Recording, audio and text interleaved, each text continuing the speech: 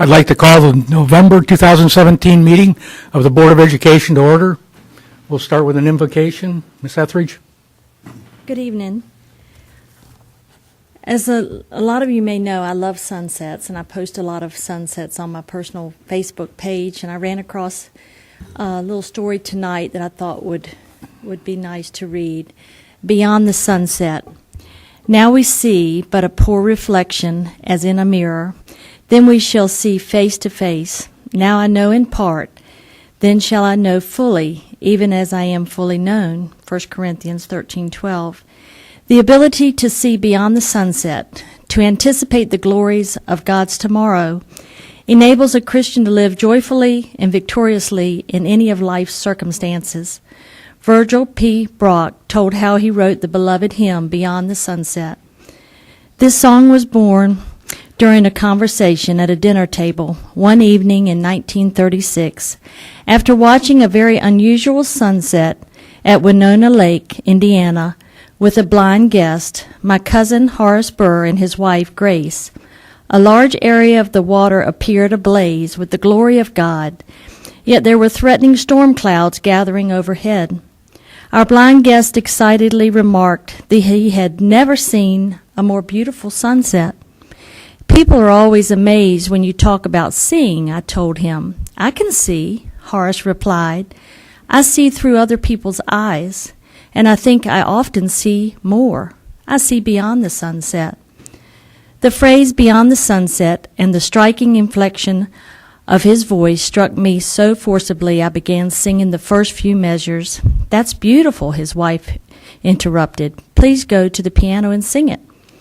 We went to the piano nearby and completed the first verse. Before the evening meal was finished, all 4 stanzas had been written, and we sang the entire song together.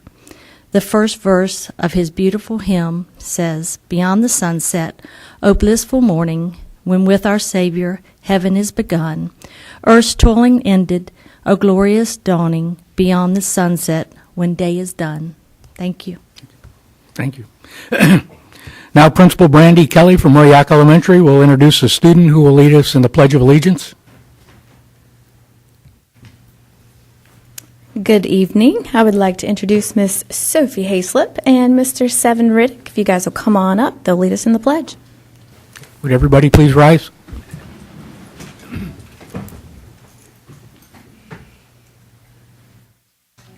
Allegiance to the flag of the United States of America and to the republic for which it stands, one nation, under God, indivisible, with liberty and justice for all.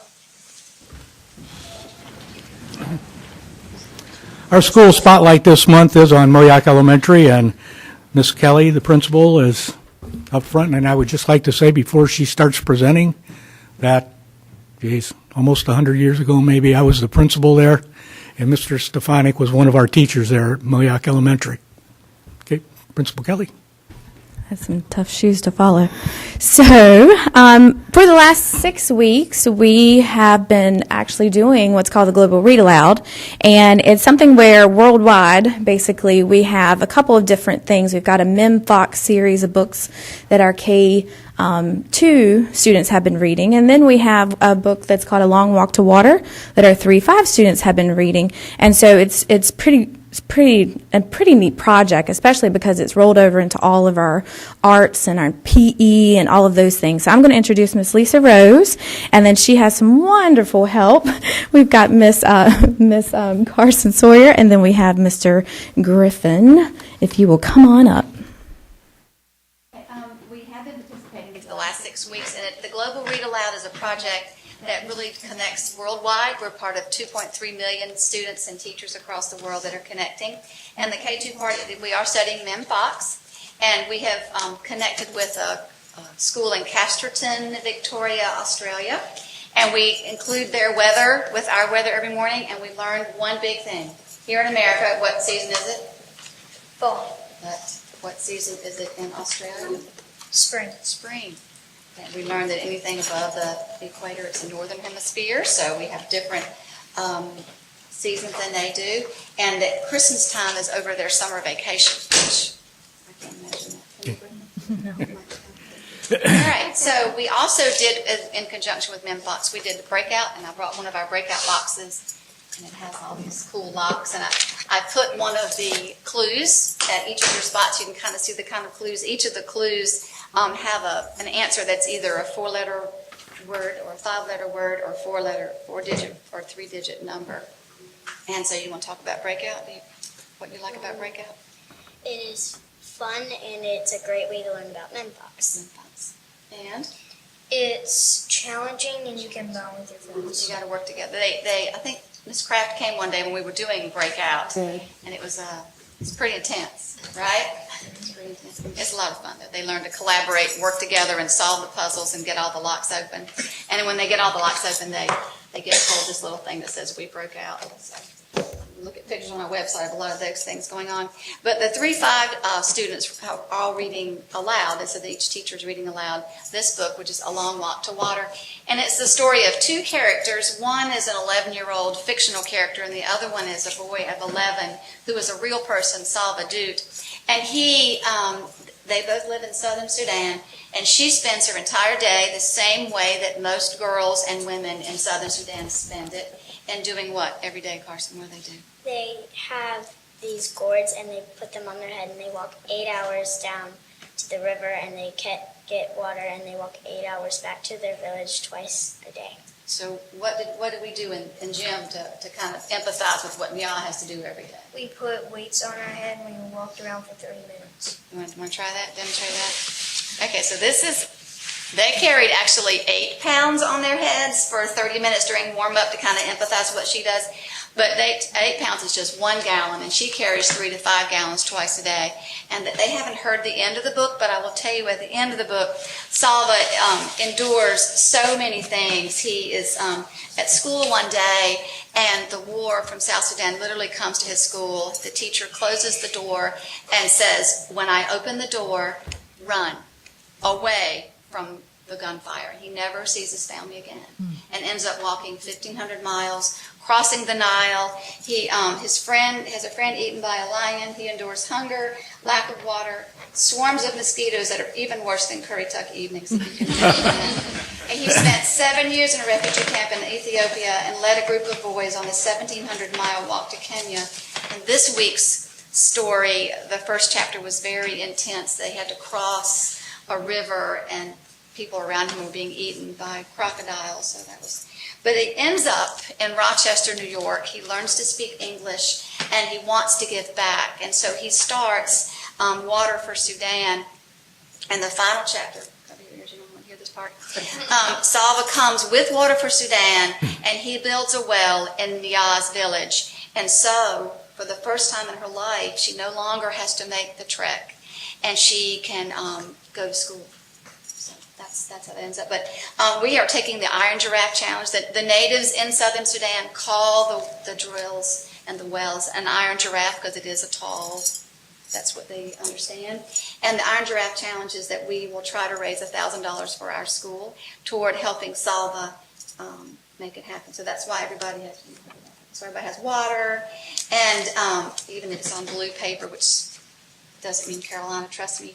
But anyway, these kids have all heard all about it, and even though Salva endured all of those things, we try to keep the growth mindset in mind, and he certainly epitomizes the growth mindset when he says, "Stay calm when things are hard or not going right with you. You will get through it when you persevere instead of quitting. Quitting leads to much less happiness in life than perseverance and hope."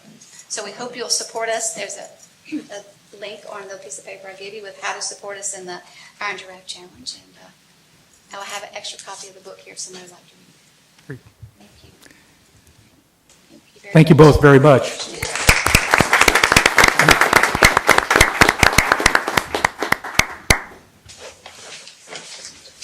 Okay, next item, the recognition of the 2017-18 Teacher Assistant of the Year, Teachers of the Year, and Principal of the Year. And if the board would join me down here.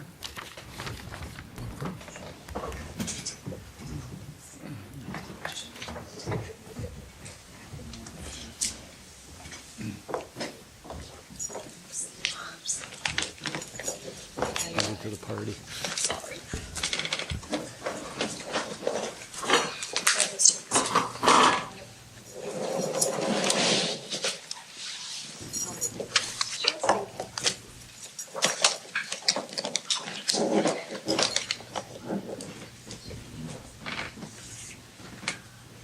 Dr. Dobney, members of the board, I'm pleased to announce the Teacher Assistants of the Year, the Teachers of the Year, and the Principal of the Year for the 2017-2018 school year. Start with the Teacher Assistants of the Year. Currituck County High School, Beth O'Brien.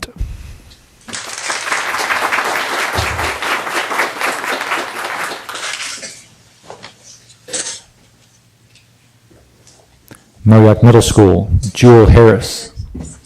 Jewel here.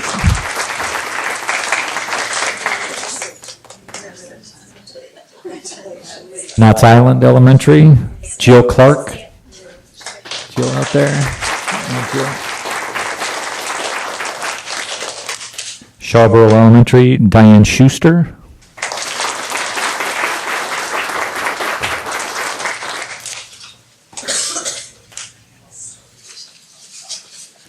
Griggs Elementary, Haley Bartolotta.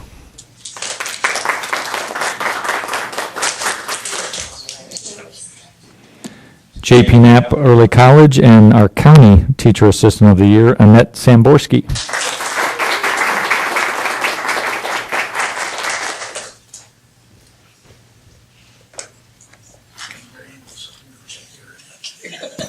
Currituck Middle, Marianne Hendricks.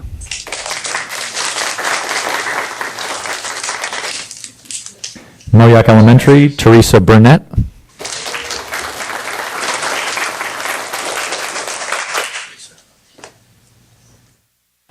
Central Elementary, Jenny Watson.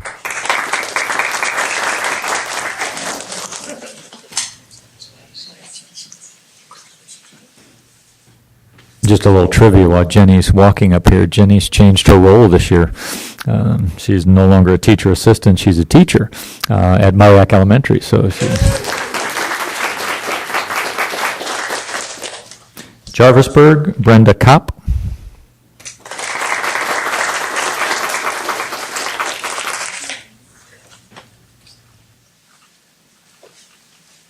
Dr. Dobney, would the board like to take pictures per group or with everybody all at once? By group? Okay. These are the Teacher Assistants of the Year. Please give them a round of applause. You'll scoot back for a second. There you go. Make sure I can see everybody.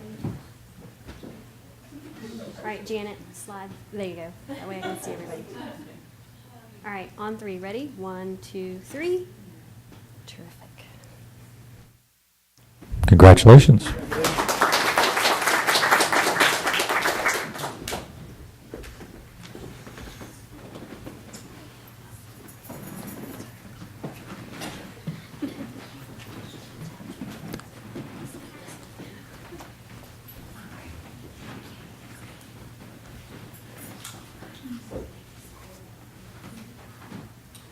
Next, we have our Teachers of the Year. Moyac Middle, Amy Duvall. Knott's Island, Lauren Fentress. Shawboro Elementary, Melissa Reynolds.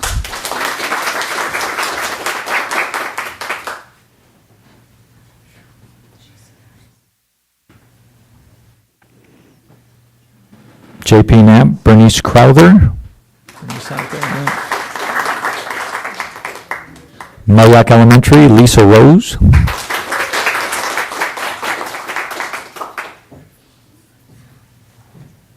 Central Elementary, Sherry Kite.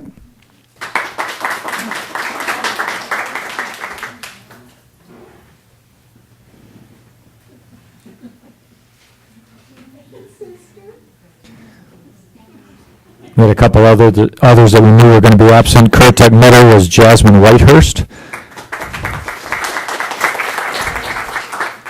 And in an odd but exciting designation, Carrie Dixon was listed as the Griggs and the Jarvisburg Elementary representative for Teacher of the Year. So congratulations to Carrie. Picture time. Back in the middle for me. Zoom. Slide backwards.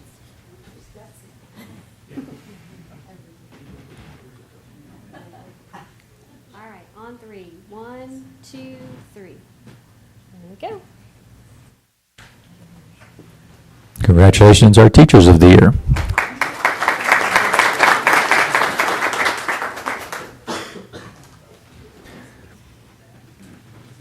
Each year, the central office administration goes through a process, and we select an administrator or principal of the year. And this year, our principal of the year is Mr. Steve Bassnight from Chapin-App.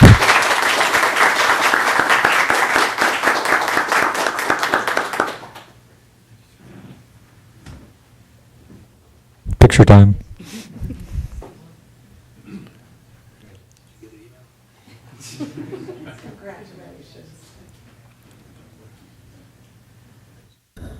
Right in the middle.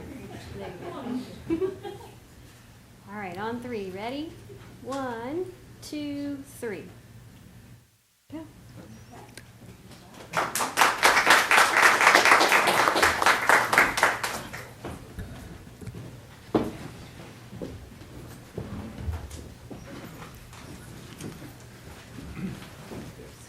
So we have a couple that have to get a note from their moms because they're absent, they didn't tell us. Some told us they were going to be absent, some just didn't show. So- Next, we have approval of the agenda. Do I have a motion for approval? So moved. Do I have a second? Second?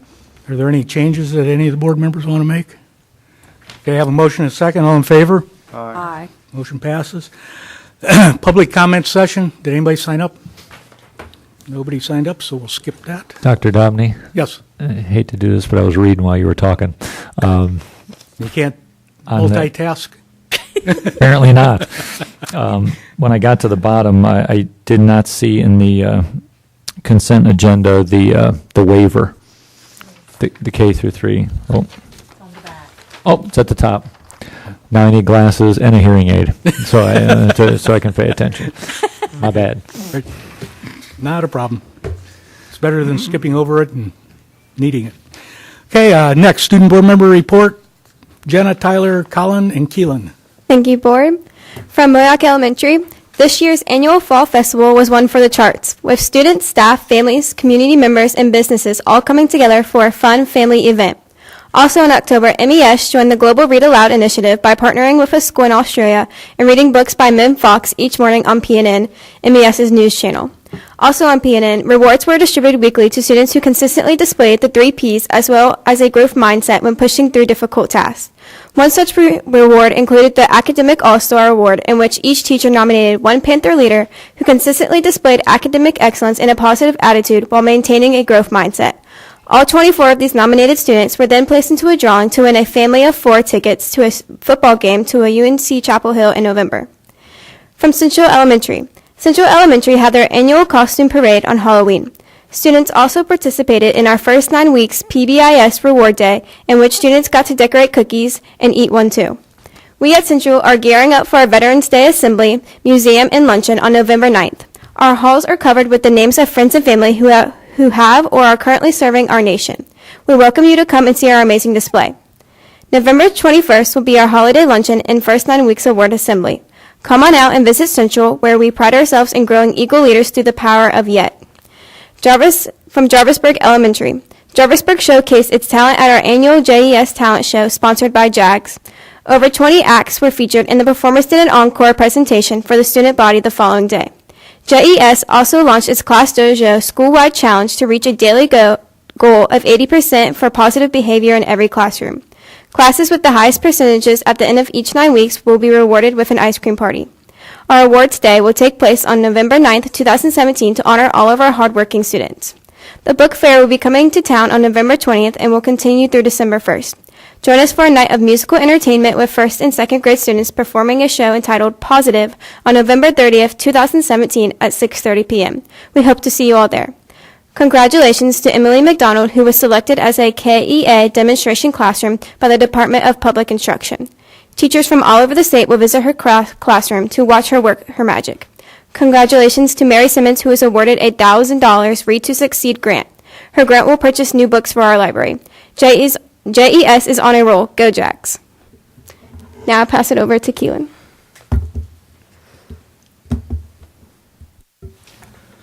So next we have Knott's Island Elementary. So, October finished on a high note with the annual vocabulary parade and fall festival. November is bringing lots of activity, starting with parent-teacher conferences on the 7th. There will be a Title I Fractured Fairy Tale Night on the 9th. The National Theater Company is bringing the Energy Time Treks show to the school on the 14th. Students have been invited to participate in a poster contest sponsored by the K.I. Ruitans. Students are encouraged to create a poster around the theme of island conservation. Posters are due on the 11th, 11/14 and on 11/21. The whole school will be working on Thanksgiving-themed STEM projects. Now on to Currituck County Middle.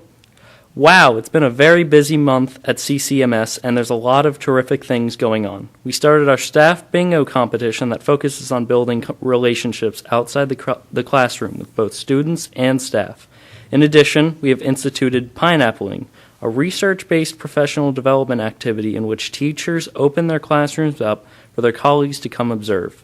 It's been a success so far. We have had 9 different teachers offer up multiple pineapple moments. This week is Red Ribbon Week and Spirit Week, and our staff and students are having a terrific time with the activities. In addition to our daily dress-up theme, we held a pep rally yesterday that focused on recognizing not only our fall athletes, but also our students that are academic leaders, such as Beta Club and Raider Roundtable members. The culminating activity was a dodgeball game for students that had perfect attendance last 9 weeks. We will wrap up our week with a school assembly tomorrow with the Currituck County Sheriff's Department. On to next. Thank you, Keelan. At Moyock Middle, last week we celebrated Red Ribbon Week, where students and faculty members participated in events to support drug awareness. An assembly with the Currituck County Sheriff's Department featuring Sergeant Davidson, Detective Wes Alcock, and Hunter Canine was a huge hit with the students. Classes decorated doors with the theme, Don't Fall for Drugs. In addition, students, faculty, and staff participated in Spirit Days, where the focus was drug prevention and living a drug-free lifestyle. Our most successful day, themed Band Together as a School Against Drugs, had 423 students and staff participate. This was a huge success. During our Fire Prevention Week, the Moyock Fire Department spent time with students sharing techniques used to fight fire. Our Arts Department held a chorus concert on Tuesday, October 17th, featuring 193 6th, 7th, and 8th graders, and 55 of our 6th grade band students performed a showcase for families and community members to share their musical growth. 2 8th grade teachers attended the Science, Technology, English, and Math, or STEM, conference in Greensboro this month. We are working to collaborate and share ideas across the curriculum. Fall sports are concluding with successful seasons. All teams advanced to postseason play. Winter sports tryouts will open in November. Life is good at MMS. At Currituck County High, our fall women's sports team have made their mark this season. Congratulations to our women's golf team on their state championship. The women's volleyball team once again made it to the Final Four of the state championship, where they fell to the defending state champions. Cameron Johnson was third-time player of the year for the conference, and Doug Towell earned Coach of the Year honors this season. Our women's cross-country team also qualified for the state meet. Women's tennis player Sarah Dover also made it to the state tennis playoffs. Shout out to Kim Mooney, who hosted her annual haunted lab for elementary through high school students. Her AP students did an excellent job sharing their chemistry knowledge with all the visitors. An additional shout out to Matt, I'm getting all the hard names tonight, Matt Bikert with the Sheriff's Office, and Jan Culpepper and Athena Chasteen, who presented professional development to our staff on mental health awareness and drug awareness. These topics fell right in line with our Red Ribbon Week, and staff were appreciative of their expertise. CCHS is proud of Mrs. Deb Butler, who will be presenting at this month's North Carolina Council of Teachers in Both Mathematics Conference in Greensboro. Her session will be Check Your Attitude at the Door, Changing a Fixed Mindset About Math. Finally, for Griggs Elementary, Griggs had their second annual book character costume day and parade. Students had a great time participating and dressing up as their favorite book characters. Our fourth graders visited the high school and participated in the haunted science lab with AP chemistry students. They had a great time. Thanks to the high school for their invitation. Our second PBIS Reward Day will be tomorrow for the month of October. Students will participate in choice stations. Teachers will meet in vertical planning sessions and data review during this time. Griggs will have their Title I reading night on Thursday, November 16th. We're implementing a school-wide reading incentive called Reading Across the Rainbow. Our first awards assembly will be on November 17th. With that, I turn it over to Colin.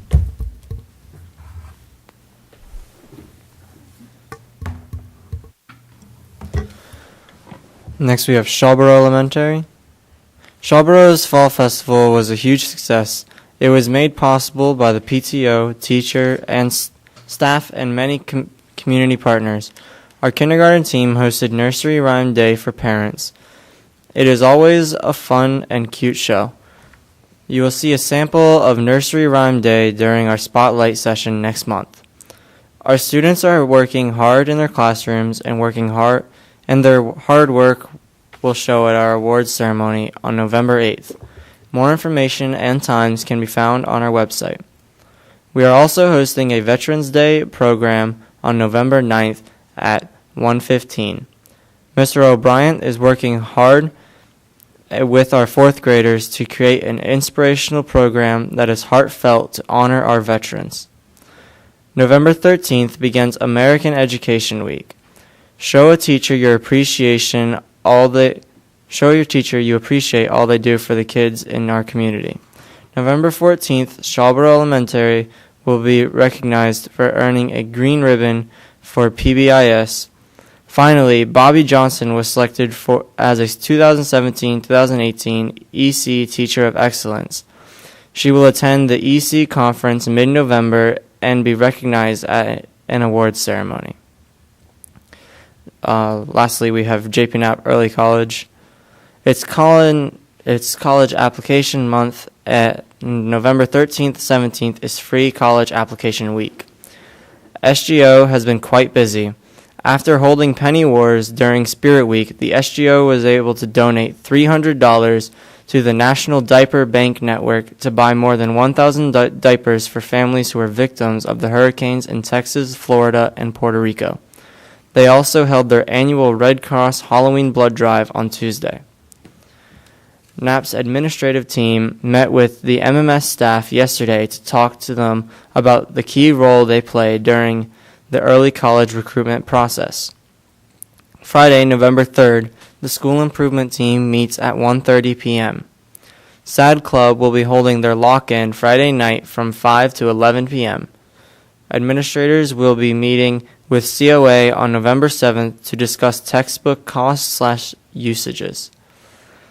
Ms. Maurer, Ms. Davenport, Ms. Fallon, and Mr. Bassnight will be presenting during breakout sessions at the NERESA Leadership Conference on Thursday, November 9th. Mr. Martin will have a guest speaker on the Holocaust on November 8th. Early college administrators will meet with the CCMS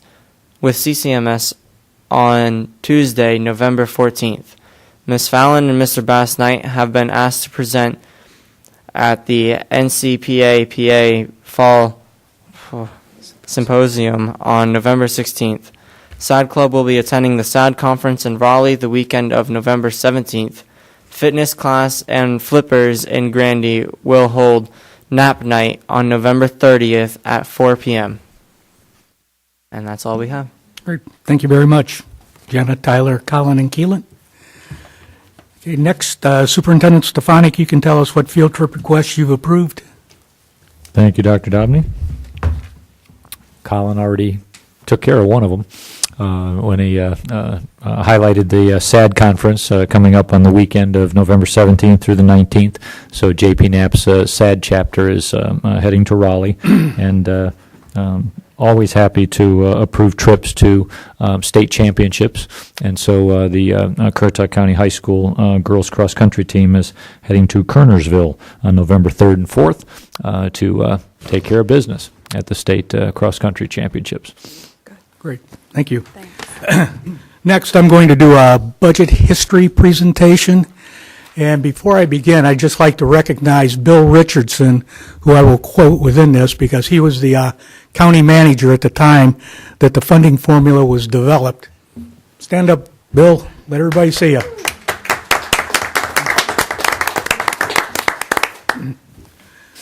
The reason I decided to do this presentation is many people in the community know that the commissioners have requested an audit on the schools. Well, I just want a chance to indicate to the community that we have been very good stewards of the county tax dollars. So, as you can see up there, local funding for the Currituck County Schools is determined by a funding formula that was implemented in 1996. It is no longer sufficient. Why and what happened? You just stop and figure 1996, that's 21 years that this funding formula has lasted.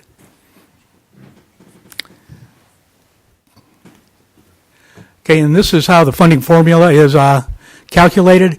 They take an adjusted student population. The North Carolina Department of Public Instruction tells us how many students they are going to fund us on. From that, the local subtracts the number of non-Currituck students that are coming to our school district. And non-Currituck students, we let teachers and most employees bring their students with them who are out of district as one of the perks that they can get. Then there's an index funding level. This last year, it was based on $2,439, and they multiply that by the Consumer Price Index. Well, the Consumer Price Index was 1.38, but this year was the first adjustment to this funding formula in 21 years.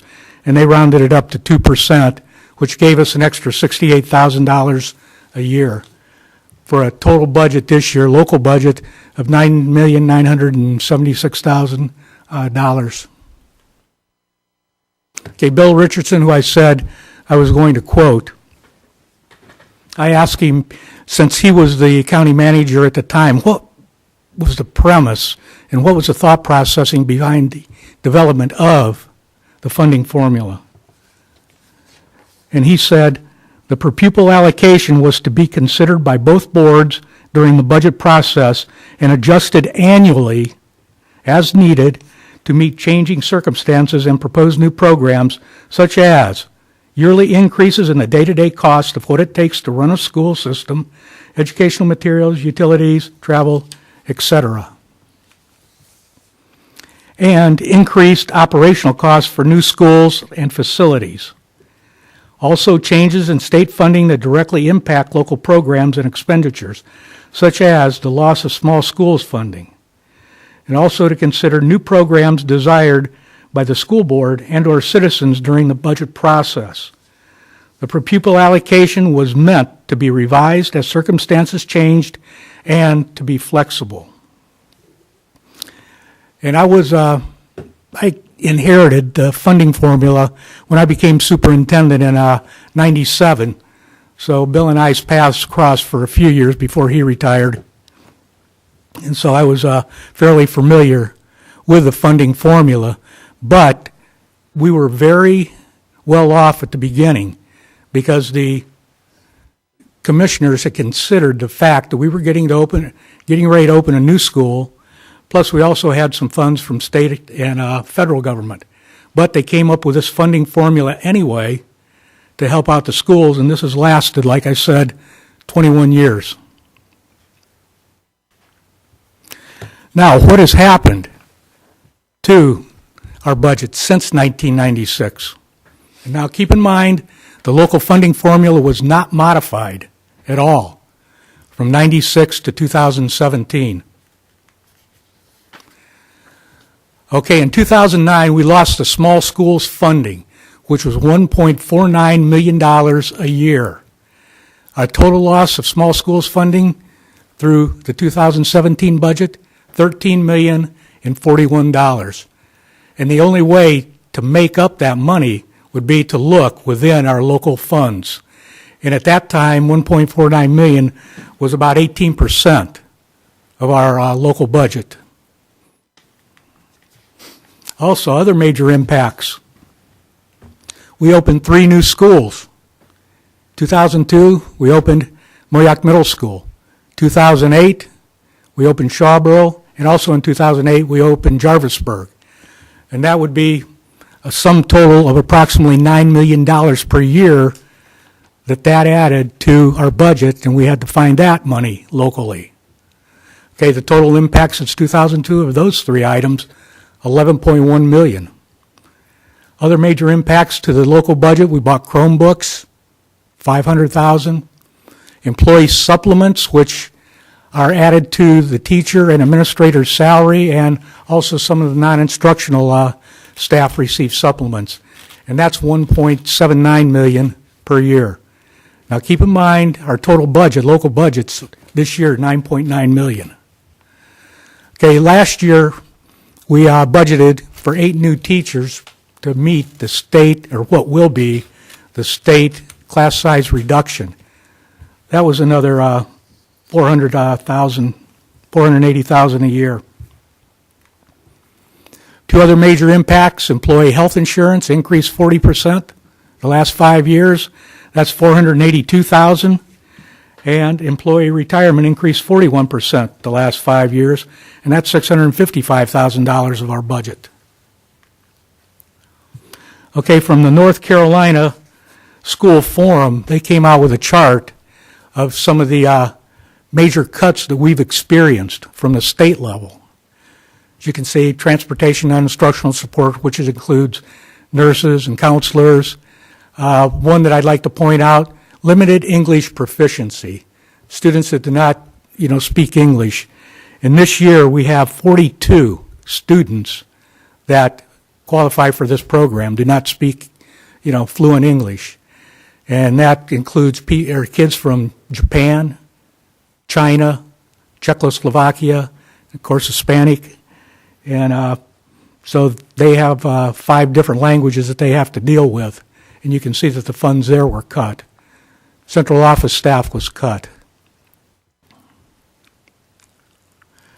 Also, major positions from the state. They're allocated on a position for each 1,000 students. Classroom teachers went from 47 per 1,000 students to 45. Well, if you want to keep the same faculty, we had to come up with 2 additional teachers per year. Instructional support went down, so did school building administration.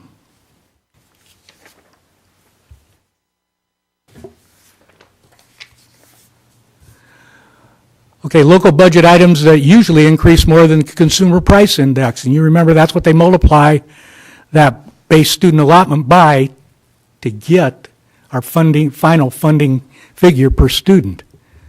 Okay, fuel usually goes up more than the consumer price index, electricity, natural gas, and supplies. Okay, over the years, what actions has the Currituck schools have to take to help balance the budget? And I would go back that we were not aware of what I read you, that the premise was behind, the funding formula that Bill Richardson and I had talked about just the other day, because we were able to make it through with no major impacts on it. But when we, in 2010, when Ms. Etheridge, myself, and Mr. Simmons came on the board, we were told that we had to live within our budget. In other words, there would be no discussion about increasing that funding formula. Well, what did we do? In order to help make it through each of those years since 2009 when we lost the small schools funding, well, we went from 9 curriculum instructional coordinators to 3. We cut a public relations director, transportation director. We went from 10 data managers to 3, exceptional children's secretary, 2 to 1, 2 assistant principals, social worker, secondary curriculum director. So those are actual positions that we cut out of the budget to try to make it through. Okay, the programs that we cut. We cut AVID, which was about $300,000 per year. When we got on the board, there was a Chinese program that was costing $60,000 a year. We cut that. Employee dental insurance was cut $200,000 per year. Now, one thing that I have to mention that I did mention when I did this presentation during the work session, it was not this board that cut the employee dental insurance. It was a previous board. Okay, also we took funds from our fund balance to help make it through each of those years. And you can see from this slide, 2009, we lost $1.49 million of small schools funding. Well, our total county allotment was $8.6 million. So if we didn't want to cut services in that, we had to make it up in the local budget, which we were told we had to make it through on what we got. 2011, this is the only year, and people hear about the lottery funds that go to education. This was the only year that they allowed school districts to convert lottery funds to current expense funds. All the other years that have been used for capital outlay, like roof repairs, things of that nature, new air conditioning units. 2012, we did have a spike in the fund balance, and that's because we utilized waivers from the state to help pay for some items, and so that helped the local funding because we did not have to make it up out of that. Also, there was a transition in the finance office, and direct purchasing was a lot less than what it normally is.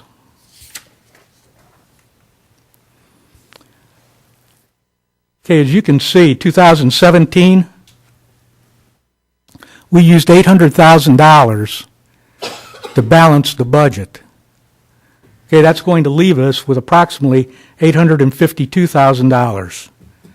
Well, next year, if we want to provide the same services to students and also provide for the cost increases from the state, we're going to use probably that $852,000, which will leave us with zero for the 2019-20 school year. Well, when you don't have any fund balance to help balance the budget, the only place that we will be able to go would be to cut non-instructional programs. And hopefully we will never get to that point. I thought it would be interesting to compare our budget with Dare, since it's, we're very similar counties. Both have a lot of tourist-based housing and those huge houses that sit on the ocean.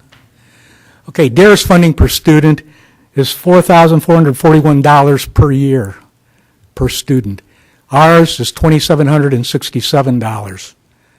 Well, that's a difference of $1,674 per student, and if we were to receive the funding that Dare does, we would have an additional $6.75 million per year in our budget. But we know that's not really realistic. I wish it was, because we could really use an extra $6.75 million a year. So just looking at how is our funding compared to the other departments or some of the other departments in the county. And our budget has gone up 35% from 2005. The Sheriff's Department has gone up 110% since 2005. Jail has gone up 64%. Animal Control 283%. And EMS 193%. Now, I'm not begrudging the public safety services money at all. I'm really glad that the county has done this for us, because we count quite a bit on, public safety. But I think the point that I would like to make is we would like a little more, fairness in percentage increases. Okay, what I will probably propose, or the board will probably propose to the commissioners, give us back the equivalent of the small schools funding. $1.49 million per year, add in the additional cost of running 3 schools. and that would be $2,390,000 per year. We already received $9,976,000, so our revised funding would be $12 million, or in excess of $12 million. Our index now that they multiply by the consumer price index is 2488. This would require an index funding of $3,084 per student. And as you can remember from the comments from Mr. Richardson, we were supposed to be able to, approach the commissioners and they would consider what they would do when we lost small schools funding and what they would do with the cost of the additional cost of running 3 schools. And when we started talking, they just said you have to live within your budget. Next, what would that do compared to the other departments if we did receive that additional $2.3 million from the small schools funding and the cost of running 3 additional schools? Okay, that would take our, percentage increase, if we would have been receiving it, to 68%. And then all the rest of the departments stay the same.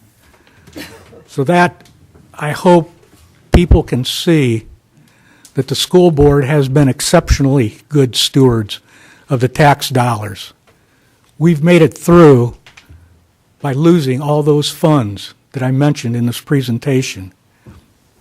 And the board today, when I did it during the work session, has suggested that we cover this with the commissioners, which we will. Okay, that ends the budget history presentation. I hope you're still awake. Okay, next, the consent. Can I make go a ahead. comment about Sure, that? sure, sir? sure. I just want to point out one thing that, I didn't really pay attention as closely earlier. But coincidentally, when we opened those 3 schools, I believe it was 2002 and 2 of them in 2008. That's correct. The 2 schools were opened in 2008. The 2009 school year came along, and it was a loss of the small county school funding, which is $1.5 million. So now you're increasing your requirement on the system with the added cost of the 2 schools in 2008, and you're taking away $1.5 million simultaneously. So it's really, that right there alone equates to probably more like $2.1 million. Then, when you say, and it's true, 35% increase over that time, which I believe was covering, if I'm not mistaken, in 10 years, from 2010 to 2017-18. What that is, though, that's the increase of average daily membership. So that was meaning you had to have more enrollment to receive more funds. Now, when they talk about the 110% increase, for example, the sheriff's department and the other departments, they didn't necessarily have the same multiplier of a demand on their budget. I'm not suggesting they shouldn't have increases, but to that degree, when you have the 3 major components of the general fund that this county is responsible for, schools, sheriff, and EMS, and you're seeing 198% increase in one, 110% increase in the other, and 35% as a result of increased enrollment at the schools, somebody really needs to pay attention to these numbers. And quite honestly, I'm happy that Dr. Dobney made this presentation because I've been talking about these numbers for going on 6 years. I've been talking about this funding formula. I've been talking about the fund balance. I've been talking about 110% and 198%. And I'm happy. I'm really happy. The other people are talking about it now because we have had to not only cut positions like he mentioned, but coincidentally, the year after the funding loss of the rural county funds, in 2010 and 2012, if anybody takes a look back, they're going to see an increase of combination classes in the elementary level in a big way, which I've also been talking about for a long time, and I'm not real happy about. But if you draw the numbers out on the paper and you draw the arrows, they all lead back to the same thing. County needs to do more. And when they tell you that it's going to mean it raises your taxes, I'm here to tell you, just like I've been talking about the funding formula, just like I've been talking about the fund balance, and just like I've been talking about combination classes, that is not necessarily true, especially if you appropriate monies in a different fashion. You can't build $11 million worth of bike paths and sidewalks and not raise taxes and not take care of these students and their resources for math and they're shorten the bus rides. It's ridiculous. So I applaud you. Thank you. Any other comments? No, I'd just like to applaud you also, Dr. Dobney, for the hard work and the effort, the time that it took to get all these facts together. I know it took a lot of time and effort, and Mr. Richardson, I'd like to thank you too for your input. And I really would like to plead to the county commissioners that they really look closely at this information that Dr. Dobney has supplied to us tonight. And if they have any questions, please come forward and ask us anything. We're willing to give you any kind of information that you request. And this audit that they are going to have, our books are open. So they're welcome to audit us and spend the taxpayers' money for an audit, but we're audited every year, and that audit is public. So I thank you. Thank you. Any others? Okay, next item, consent agenda. Do I have a motion for approval? Do I have a second? I'll second it. Okay, I have a motion and a second. Is there anything further on the consent agenda? Okay, all in favor? Aye. Motion passes. Information items. Next work session will be Thursday, December 7th at the Knapp Professional Learning Center at 4. Board of Education meeting will be Thursday, December 7th, right here in the historic courthouse, and that will be at 6:30. Okay, next, board member and superintendent's comments. I'll start with Superintendent Stefanik. Thank you, Dr. Dobney, and thank you to the board for the K through 3 waiver. We'll get our report in there and make sure all of our documents are in the appropriate fashion. And again, pleased to announce that all of our K through 3 classes meet the class size mandate, and so we don't have to ask for any exceptions there. Our exception is for our enhancement classes because we do undertake sometimes 2 classes in gym class at the same time, and so those don't abide by the class size waiver, but up to 2 weeks ago, we didn't know that they had to. And so we're glad that the second type of waiver is available for those classes. Just want to follow up again. Colin's stealing all my thunder. He had part of this in his announcements as well. Next week, the Northeast Region Superintendents Association sponsors a leadership conference down at Kitty Hawk at the Hilton. And they ask counties to submit breakout session presenters.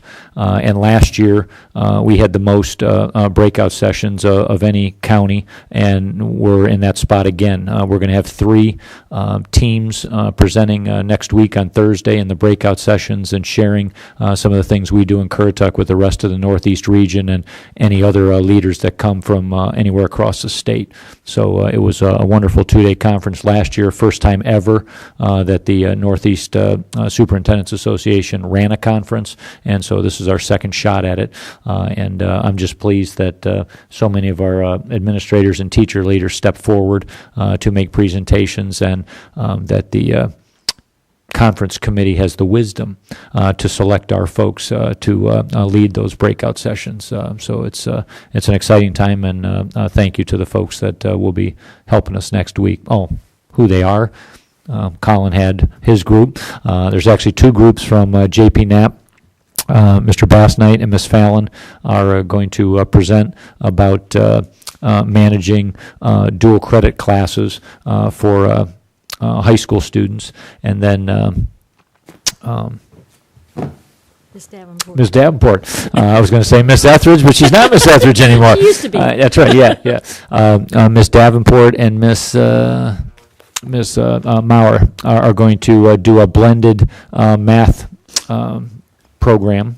And then from Moyac Elementary, Brandy Kelly and Angela Ferris and Ms. Hayslip are going to present a school improvement how-to type of session to the group down there and how to tie it all together. MTSS, PBIS, any other letters you want to put together, how we can do all those things through the school improvement process and make all those processes worthwhile. Okay, thank you. Since I'm technologically challenged, was I supposed to hit a button so that the camera or something would come? Oh. I didn't know if the camera was off or what. Okay, next, Ms. Etheridge. Yes, a lot going on in the county. I'd like to congratulate our Teachers of the Year and Teacher Assistants of the Year. Keep up the good work. We're very proud of you. All our student athletes that have competed in the state level, I would like to congratulate all of you as well. A couple things that I was able to attend. Always a great time when I visit Central Elementary School. They're dear to my heart because one of my grandchildren attend Central. So I was able to see the Halloween parade this week with all the little ones dressed up in their costumes and having a good time, and also got to see all the adults having a good time because they were dressed up as well and singing and dancing, and just a great time that everyone had. Also able to attend one of the volleyball games held at Currituck County High School. And it reminded me of the good old days when I was yelling in the stands and my kids would look at me and go, pretend like they didn't know who I was. So that team spirit came back again this week. And again, I congratulate all the student athletes. Thank you. Ms. Kraft? Yes. I also want to congratulate all the teacher assistants and the Teachers of the Year and Principal of the Year and our athlete. It's a great month to be a Currituck Knight. I visited all the schools. I volunteered at Shawboro Elementary Book Fair and read to Miss Doxy's first grade class. I went to the Knott's Island Fall Festival. And I went to Moyock Middle School and Jarvisburg Elementary drug prevention programs. Sergeant Davidson, Detective Taylor, and Detective Alcock did an excellent job with all the students during that time. Detective Alcock invited me to tag along with him and Hunter, and we visited the K-3 grade classes at Jarvisburg. And I just want to say, these men and their department have my sincere thanks for everything that they do for our schools. They obviously enjoy what they're doing, and they enjoy bringing it to the students and trying to do things to prevent drugs in our county. And Detective Alcock is in the back, and I just want you to please share with your department and your coworkers how much we appreciate everything that went on. And I understand you're going to be there again tomorrow at Currituck Middle. So please share that with them. Thank you. Okay. And Pat Hunter for us, too. Yeah. Do what? Pat Hunter. Oh, yeah. Congratulate him, too. Is he here tonight? He's in the car, isn't he? Oh, Oh, I didn't bring him? Oh, okay. so I know he brought him last time. It's like, okay, Mr. Currituck? All right. Yes, I'd like to congratulate the teacher assistants, the teachers, Mr. Bass Knight, Principal of the Year, all the outstanding athletes. I'd like to congratulate Ms. Dowdy and Dr. Lutz on their new missions within the school system. I did attend Knott's Island and the Fall Festival, and that was very spooky. I want to say that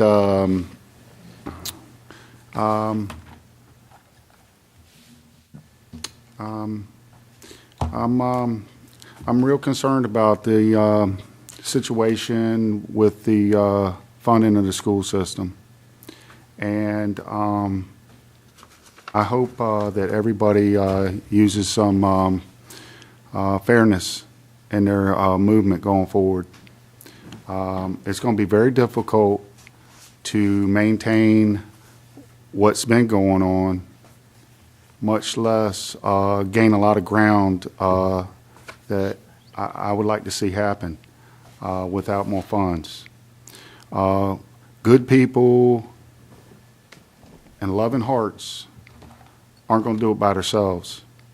So if you don't understand what Dr. Dobney's talking about, and you don't understand what the commissioner's position is, or you don't understand any of it, I'd ask that you reach out to any of these board members or myself, and let's have a further discussion about it, because we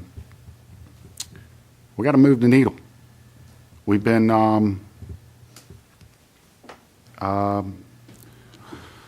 I think, you know, you can only burn the oil but so long before you got to refill the tank. And I don't know how else to put it to you, but the numbers, they're pretty unopinionated. So I would say, if I don't see you before, happy Thanksgiving. I know it doesn't seem like it's coming, but it's going to be here before you know it. And God bless Currituck County, and I appreciate each and every one of you. Thank you. Ms. Rose? Oh, I'd like to congratulate our Teacher of the Year and our TAs of the Year and our Principal of the Year as well. And congratulations to Dr. Lutz and Ms. Dowdy. Proud of you both. I had the opportunity to attend the book fair at Shawboro and also Miss Mulwiney's chemistry lab, which was very impressive. The students were definitely using the higher levels of thinking as they explained the different activities that they were doing. I understand that our FFA soil team placed third yesterday in a regional competition, so I'm proud of them. And I, too, urge all of you to get involved with your schools in one way or the other, whether it's volunteer, contact your board members to share your thoughts, contact your commissioners if you have concerns about funding, but you need to get involved. Thank you. I would echo all the sentiments of the board about everything that they've mentioned about the Teachers of the Year and the athletes and that. But I'd like to take a minute just to personally thank Miss Yvette Jones, because she's the one that, I told you, I'm technologically challenged. She made the PowerPoint today. And she's the one that had to put up, and I'm sure she cringed every time I called, with all the changes that I put in here. So it was definitely a work in progress for quite a while. But once again, thank you very much. Lastly, I would like to recognize Bailey, Brittany, and Sarah, the three girls who were on our state championship girls golf team. And that was the first state championship, I think, since 1993. Yeah, softball, I That believe. was softball? 5. Oh, no, she was on the softball team. That's right. So, and also another Moyac alumni, you know, that mentioned Mr. Well, Stefani. I did my whole career there, and you totally left me out. I'm sorry. I apologize. So anyway, with that, I would ask for a motion for adjournment. So moved. Second. Have a motion and a second. All in favor? Aye. Meeting adjourned.